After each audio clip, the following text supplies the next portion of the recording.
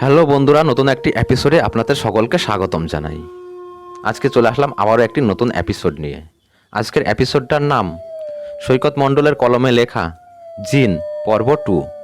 যে সকল বন্ধুরা প্রতিনিয়ত ভয়ানক ভয়ানক ভূতের গল্প শুনতে অনেক বেশি মনোযোগী, সেই সকল বন্ধুদের বলছি, যারা এখনও পর্যন্ত আমার চ্যানেলটি সাবস্ক্রাইব করেননি তারা এখনই আমার চ্যানেলটি সাবস্ক্রাইব করে রাখুন, কারণ আমরা প্রতিনিয়ত ভয়ানক ভয়ানক ভূতের গল্প আপলোড করে থাকি, আর সেই গল্প সবার প্রথমে আপনার কাছে পৌঁছে যাবে। তো চলুন বেশি কথা না বাড়িয়ে জিন দ্বিতীয় পর্ব গল্পটি মনোযোগ সহকারে শুনি। রাতের খাবার শেষ করে সবাই যার যার রুমে চলে গেছেন। তুরেচা মামার বাড়ি এলে মামাতো বোনদের সাথে ঘুমায়। তাদের অর্ধেক রাত কেটে যায় হাসাহাসি ও মাতামাতি করে। আজকে নানি বললেন তুরেচা আমার সাথে থাকবে। এত বড় অঘটনের পর আলাদা দিতে তিনি সাহস পাচ্ছেন না। রাত প্রায় 12:30। হঠাৎ করে তুরেচার ঘুম ভেঙে গেল। সে তাকিয়ে দেখল সোজা তার চোখের উপরে আরও দুটো চোখ। খানিকক্ষণ পরে সে পুরো ঘটনা বুঝে গেল। একটা যুবক তার সমস্ত শরীরের কাপড় খুলে সঙ্গম করছে, দুই হাত দিয়ে খেলা করছে তার স্তন নিয়ে। স্পষ্ট এখন শোনা যাচ্ছে যুবকের গোঙানি। হয়তো গোঙানি শুনেই তার ঘুম ভেঙেছে, কিন্তু অদ্ভুত ব্যাপার হচ্ছে পাশে ঘুমন্ত নানি কিছুই বুঝতে পারছে না। হঠাৎ তুরেচা দারুণ অবাক হলো। সে এতক্ষণে একটা বড়সড় চিৎকার দেবার কথা, চিৎকার দিয়ে পাশ থেকে কম্বল দিয়ে নিজের নগ্ন শরীর ঢাকার কথা, সে চিৎকার দিচ্ছে না কেন?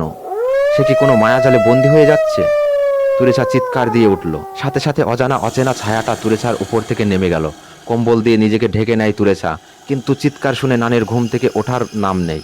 ওয়াবুদ্দিন হকচকিয়ে ঘুম থেকে উঠে তার মায়ের রুমের দিকে এলেন।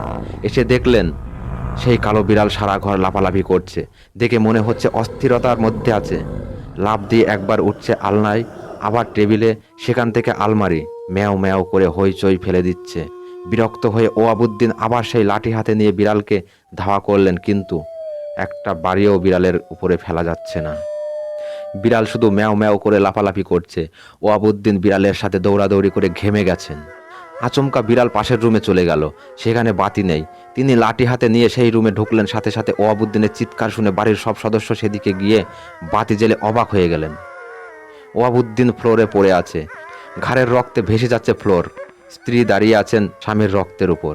কালো বিড়ালের ম্যাও ম্যাও শব্দ এখন আর শোনা যাচ্ছে না। মীরা গিয়ে রুমের বাতি জ্বেলে দিল। সাথে সাথে ফ্লোরের দিকে তাকিয়ে এসে চিৎকার করে উঠল। স্ত্রী হতবাক হয়ে কয়েক পা পিছিয়ে গেলেন। ওয়াবুদ্দিনের ঘাড় থেকে রক্ত বের হচ্ছে। এটা কি করে সম্ভব? কালো বিড়াল কি ঘাড়ে কামড় দিয়েছে? বাড়িতে ভয়ঙ্কর একটা দুর্ঘটনা ঘটে গেল। তুরেছার সেদিকে ভ্রুক্ষেপ নেই। উল্টে তাদের চিৎকার শুনে সে খিলখিল করে হাসছে। ঘুমন্ত নানি এখনও ঘুমিয়ে আছে।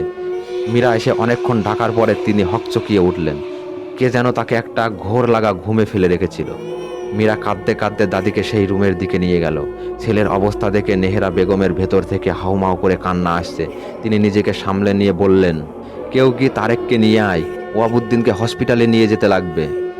তারেক হচ্ছে মীরাদের চাচাতো ভাই। 1 মাস হলো সে বিয়ে করেছে। তারেক আর মীরার মা গেলেন ওয়াবুদ্দিনকে হসপিটালে নিয়ে। ভোরে তারেক আবার বাড়িতে ফিরে এসেছে। শুধু মীরার মা আছেন স্বামীর সাথে। প্রয়োজনে সে হসপিটালে যাওয়া আসা করবে। ঘুমের তারেকের চোখের পাতা বারবার বন্ধ হয়ে আসছে। রুমে এসে বিছানায় তাকিয়ে তার ঘুমের ঘোর অনেকটা কেটে গেল। পিঙ্ক কালারের পাতলা ড্রেস পরনে একটা রূপবতী মেয়ে ঘুমিয়ে আছে। তার চোখের ভ্রু ঘন কালো খোলা চুল সযত্নে বালিশের এক পাশে রাখা। তার মানে গোসল করে এসে আবার ঘুমিয়েছে। ফ্যানের বাতাসে চুল শুকানোর জন্য এভাবে রাখা। তারেকের এই মুহূর্তে মনে হচ্ছে বিছানার এই রূপবতীকে তার খুব অচেনা। প্রতিদিনই কেবল অচেনা অজানা নতুন মেয়ে লাগে তার কাছে। তারেক ফ্লোরে হাঁটু গেড়ে শিলার মুখে হাত রেখে বসলো। চুল থেকে সদ্য ব্যবহার করা শ্যাম্পুর ঘ্রাণ আসছে। উপরে ইলেকট্রিক ফ্যান ঘুরছে। তার চোখ শিলার মুখ থেকে পিছলে শরীরে গেল। পিঙ্ক কালারের পাতলা ড্রেসকে যেন ডিঙ্গিয়ে শিলার ভাজে ভাজে যৌবন ফুলে ফেপে উপচে পড়েছে। তারেক আবার শিলার মুখের দিকে তাকালো। গভীর ভালোবাসায় স্ত্রীর কপালে একটা চুমু খেলো। সাথে সাথে শিলা চোখের পাতা খুলে মুখ টিপে হাসলো।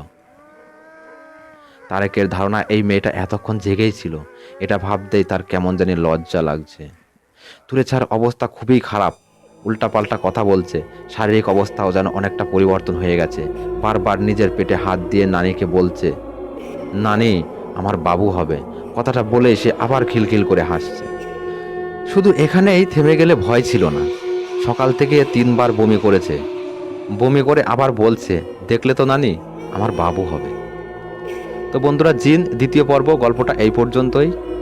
জিন তৃতীয় পর্ব গল্পটা খুব শীঘ্রই আসছে, আপনারা তৈরি থাকুন মনোযোগ দিয়ে শোনার জন্য। নমস্কার।